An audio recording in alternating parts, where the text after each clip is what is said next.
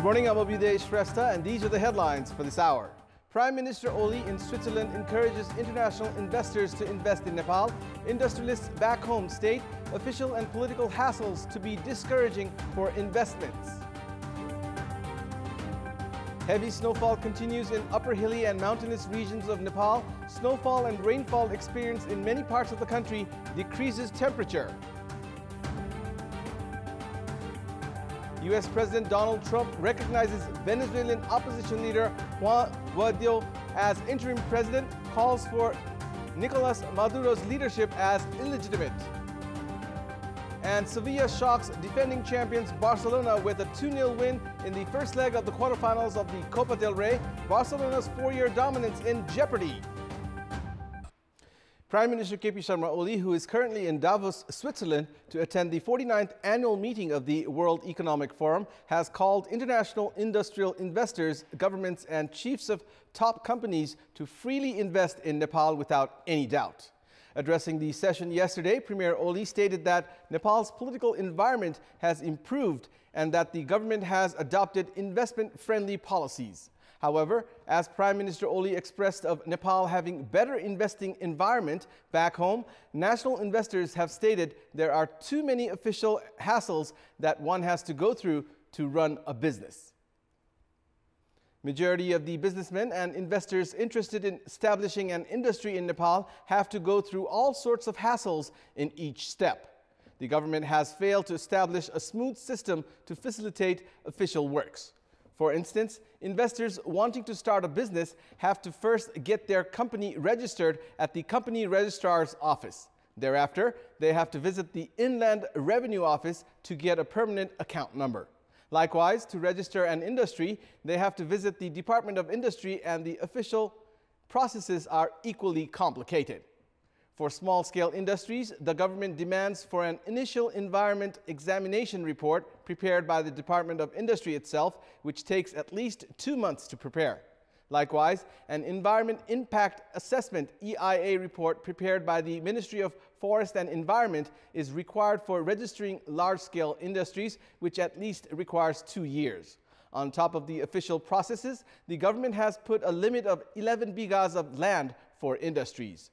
Industrialists and investors have urged the government to lift the ceiling on land purchase. However, they have stated that the political hassles of taking the issue to the cabinet is immeasurable. For instance, on average, it takes 6 months for any issue to enter the cabinet. However, in cases where industries have to use forest lands, investors need to get a separate land permit from the cabinet itself.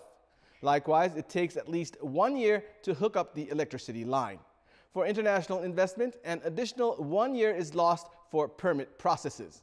Furthermore, apart from the permits from the Investors Board and Department of Industry, an additional permit from a national bank is required, which is full of similar hassles and takes at least 1 year. There have been many instances where investors have returned out of frustration. Those who clear these official hassles to establish their businesses have to face another level of complications once they send their products to the market. In order to ensure the product's quality, businessmen have to carry out 2 separate tests to receive certification from the Nepal Standard Office, which takes a minimum of 6 months. After that, businesses need to register their trademark at the Department of Industry.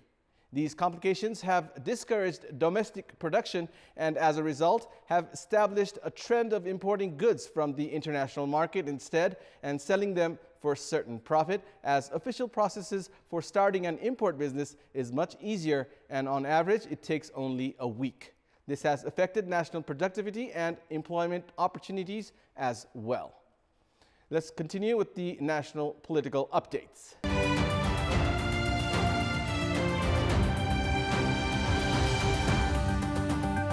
Today is the 16th day of Dr. Govinda Keshi's hunger strike. The residential doctors of Tribhuvan University Teaching Hospital have taken up protests as well in support of the fast unto death Dr. Govinda Keshi. Doctors boycotted the OPD services for a few hours yesterday, demanding the government to address Dr. Keshi's demands and save his life without any delay. The protesting doctors have urged the government to stop neglecting Dr. Casey's demands and implement the agreement that was signed earlier with Prime Minister KP Sharma Oli's initiatives itself. यो जनतामुखी ऐन बन्नुपर्छ र कोही व्यक्ति सीमित अथवा medical college सीमित ऐन बन्न हुँदैन भनेर चाहिँ सरले आग्रह गर्नुभएको त्यो आग्रहलाई नटेरेर उहाँहरूले जसरी हुन्छ त्यो मेडिकल कलेज खोलाउनको लागि चाहिँ उहाँहरू लागि पर्नु भएको छ सरको समर्थनमा चाहिँ अब यिनीहरूलाई झकझक्याउनको लागि चाहिँ पहिला ओपीडीबाट बाहिर निस्केर हामी यसरी जनतालाई पिरमर्का नपर्ने गरेर चाहिँ हामी प्रदर्शन गर्नलाई बाध्य भएका छौँ Doctors have urged the government to support Dr. Govinda Keshi's effort to remove the mafia system in Nepal's medical sector to make the services best fit for the general public.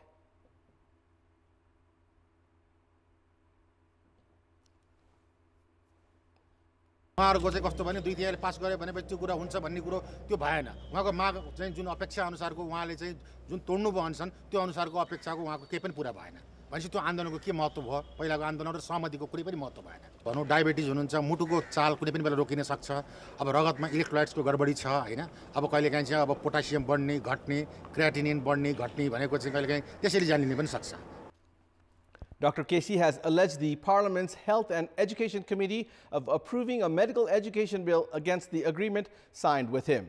The ruling faction, meanwhile, has remained firm on its stance of endorsing the bill that was recently proposed.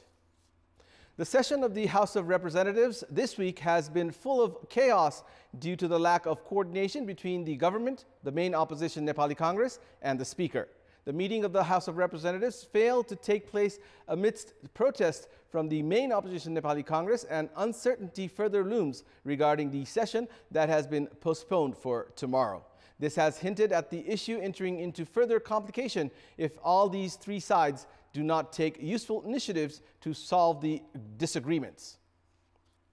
The main opposition Nepali Congress has tabled two main demands at the House of Representatives, which includes bringing the hospital established in the name of former party president duo Girija Prasad Koirala and Sushil Koirala in the federal government's jurisdiction and expand the recently proposed medical education bill.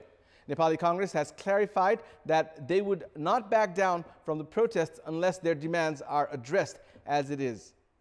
Meanwhile, the ruling Nepal Communist Party has stated they are ready to fulfill the opposition's first demand, for which the opposition will need to wait until Prime Minister KP Sharma Oli returns from Switzerland. Premier Oli is currently in Davos, Switzerland, to attend the 49th annual meeting of the World Economic Forum. However, ruling Nepal Communist Party has said the medical education bill cannot be changed and has also accused the opposition of using Dr. Govinda Kesey as a tool to obstruct the endorsement of the medical education bill.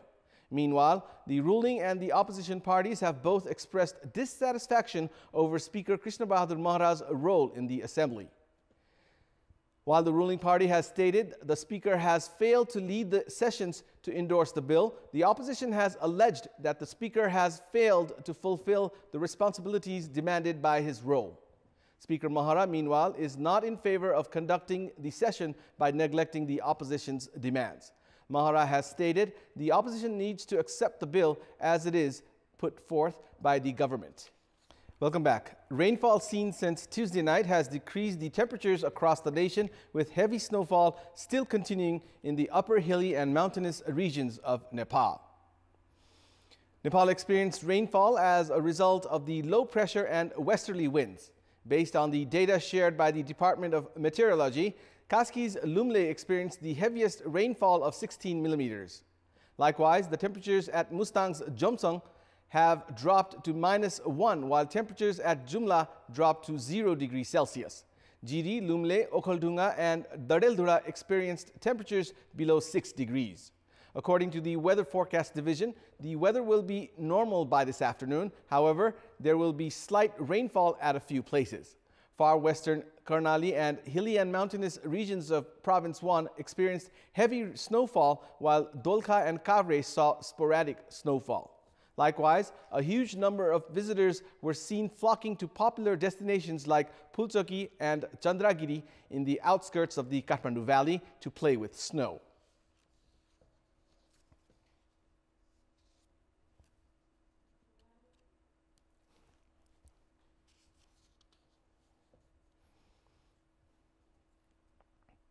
15 families of landless, marginalized Dalits of Rampura village of Mirchaya Sira have been in disarray after Bharat Yadav of Thalo village fraudulently sold the land they had been living on for generations. The Dalit families, who have now become homeless, have demanded the provincial and federal governments to help secure their property. The Dalit community, which had been living on the land at Sira's Rampura village of Mirchaya municipality for 3 generations, was bought by Dalit family of Raso Dunia of Sira municipality 50 years ago. Dunia died before he could transfer the land under the Dalit family's name. Bharat Yadav of the same village fraudulently transferred Dunia's land of 7 kathas 10 dhurs under his name 5 years ago and sold it to Ram Parikshan Yadav of Golbazar Sira 4 months ago. Ward chairman of Ward number 9 of Mirchaya municipality, Mohan Pokhrel, has accepted that Bharat Yadav had tricked him to get a recommendation from him saying that the land did not have any settlement or road access, and later sold the land. Leader of the Dalit community, Rameshwar Mahara, has said that land mafias are threatening to take their lives if they do not vacate the land soon.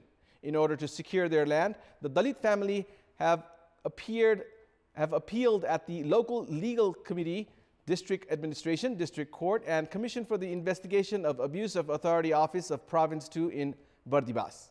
The authorities have not yet given any response regarding the appeals. Welcome back. With the increase in the number of service outlets at local levels, many of the people's representatives have themselves engaged in local level official jobs. In this context, we have asked the service seekers at the Butol sub-metropolis what difference have they felt after the people's representatives took office. Let's take a look at what they had to say. Public voice. पहिला पनि त्यस्तै थियो अहिले पनि त्यस्तै छ एउटा कामलाई 2-3 चोटी नआइ हुँदैन झन्झटिलो छ यहाँ आएपछि एउटा कोठा यो उले गर्ने भन्ने छ यो चाहिँ एक्ज्याक्ट चाहिँ उला इन्जिनियरलाई दिँदा उ भाइले गर्ने भन्नुहुन्छ भाइ चाहिँ चिया खान गएको 15-20 मिनेट भयो अब यस्तो छ यो प्रक्रिया आईटीलाई विशेष फोकस गरेर नगरपालिकाले गर्न सक्यो भने अझै चाहिँ नगरपालिकाले अझै फड्को मार्न सक्छ काम चाहिँ सिस्टमेटिक तरिकाले जाँदाखेरि पनि एकदम ढिला सुस्ती हुने भयो नक्सामा अहिले केही सुविधा भएको महसुस भएको छ ढिलो त छ कहिले फाइल भेटाएन तपाईको नामको फाइल के एउटा कागज लिएर आउनुस् भन्छ कागज दिए पनि लिएर आउनु कुनै एउटा काम गर्नको लागि पटक त्यसैको लागि धाउनु पर्छ न कि कर्मचारीहरूले तपाईले यो यसरी गर्नुस् भनेर फेरि उहाँहरूले जानकारी नदिएको कुराहरू पाइन्छ सानो कुराहरूलाई पनि अड्किरहेको मैले महसुस गरेको छु सिस्टममा आएकोलाई करिब 15 मिनेट 20 मिनेटमा भइरहेको छ सेवा अब जो क्रमै क्रिया नै नपुगेको हुन्छ जसको उनै नपुगेको हुन्छ नियम नपुगेको हुन्छ उनीहरुले अलिकता आफूलाई झन्झटिलो महसुस गरेको हुन्छ अहिले पनि त्यतिकै पहिला पनि त्यतिकै मैले सेवा लिइरहेको छु पहिला हामीले चाहिँ देख्थ्यौं यहाँनिर कस्तो खाली भ्रष्टाचार छ के छ सबै कुरा जसरी पहिला चलिरहेको थियो सबै कुरा अहिले पनि त्यसरी चलिरहेको छ बरु बढेको छ घटेको छैन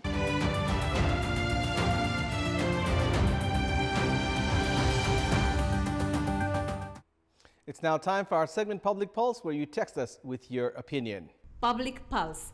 And here's the question: what should be done to increase investments in productive industries? Your options are A. Implement a strict one-door policy, B. Allocate a fixed time period for giving decisions, and C. Provide subsidy to industries. The voting is on. Type NEWS, select your option A, B, or C, and send it to 34001 to share your opinion with us. And it's time now for the sports news. Sports news. Barcelona's 4-year dominance of the Copa del Rey is in jeopardy after a 2-0 defeat by Sevilla in the first leg of the quarterfinals. In the match played at Sevilla's home ground last night, Pablo Sarabia blasted home Quincy Prom's cross to put the hosts ahead in the 58th minute. Wissam Ben Yedder doubled Sevilla's lead in the 76th minute as he slid in at the back post following Ever Banaga's deflected shot. Barcelona rested Lionel Messi and gave a debut to new loan signing Kevin Prince Boateng, but he was replaced by Luis Suarez in the second half. The Catalans have won the past 4 Spanish Cups, beating Sevilla in 2 of those finals, 2-0 in 2016 and 5-0 in 2018. The last time they failed to reach the final was in 2012-2013. Meanwhile, Real Madrid host Girona in their quarterfinal first leg tonight. Manchester City reached the Carabao Cup final after completing a 10-0 aggregate win over League One Burton in their semi-final.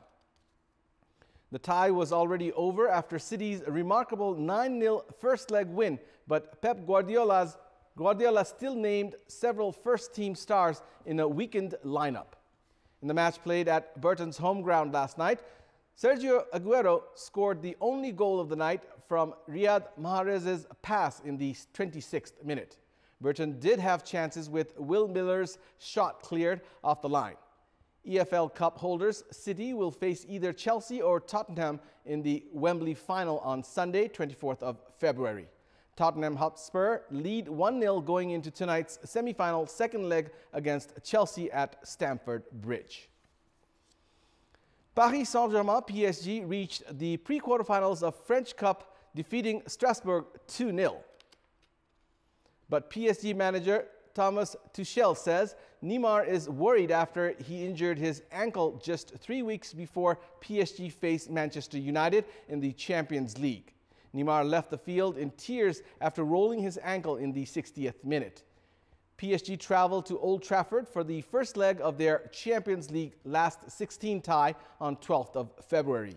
The former Barcelona forward, who has scored 20 goals in all competitions so far this season for the League One leaders, injured the same ankle last February and missed the rest of the season, only returning to fitness in time to play for Brazil at the World Cup. In the match last night, Edinson Cavani gave an early lead to PSG in the 4th minute. Angel Di Maria scored in the 80th minute to seal PSG's 2-0 win over Strasbourg. The Nepalese sports sector believes more in politics than in results. Taekwondo is a clear example of this.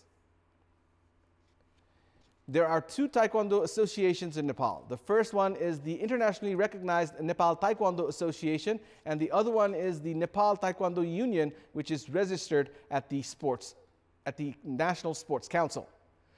Disputes between the 2 associations, which is minor most of the time, peaks ahead of major tournaments. The South Asian Games and Tokyo Olympics are nearing, and the process of selecting Taekwondo players for the events has started. However, efforts to resolve the disputes between the 2 associations have not taken place. The preliminary round of the selection events are about to take place for the 2020 Tokyo Olympics. Taking this into consideration, Nepal has also selected 5 players this week. 3 male and 2 female players have been selected in the weight categories. Out of the 8 weight categories, 5 weight categories have been selected for the Tokyo Olympics. According to coach Deepak Bishta, there is no alternative but to select the players, as the International Taekwondo Federation has already given a date to send the list of names of the players selected. It is the duty of the National Sports Council to solve the controversy of the 2 Taekwondo associations. It is up to the council to decide whether to merge the 2 associations or to scrap one of them in order to resolve the dispute. And now, before wrapping up, here's a look at the top stories once again. Prime Minister Oli in Switzerland encourages international investors to invest in Nepal. Industrialists back home state official and political hassles to be discouraging for investments. Heavy snowfall continues in upper hilly and mountainous regions of Nepal. Snowfall and rainfall experienced in many parts of the country decreases temperature. U.S. President Donald Trump recognizes Venezuelan opposition leader Juan Guaido as interim president, calls Nicolas Maduro's leadership as illegitimate. And Sevilla shocks defending champions Barcelona with a 2-0 win in the first leg of the quarterfinals of the Copa del Rey. Barcelona's 4-year dominance in jeopardy. And that's all for the moment. Our next English bulletin will air at 11 this morning. Keep watching Kantipur Television HD for more news and entertainment. Thank you for watching. Have a good morning.